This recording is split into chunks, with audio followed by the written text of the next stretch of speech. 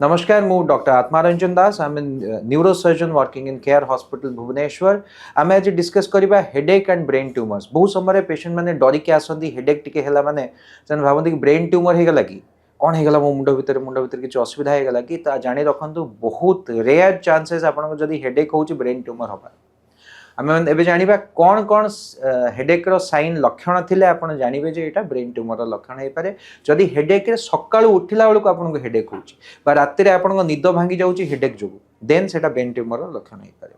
जदि आपन विजन असुविधा है ब्रेन हेडेक सहित बा आपन को फिट्स मारला बा बात मारला ता सहित तो that can be A symptom of tumour. जदि हेडेक सहित आपन गोटे साइड पैरालिसिस हो गला बा शुणा को असुविधा है मुंड बहुत जोरे बुलेवा स्टार्ट है then headache can be symptom of brain tumour. But overall जानी रखु जदि आपन हेडेक अच्छी मैक्सिमम चांस होची आपनकर एटा माइग्रेन हो पारे बा अदर विजन रिलेटेड इश्यू हो पारे जोटा कि हेडेक रो मोस्ट कॉमन रीजन।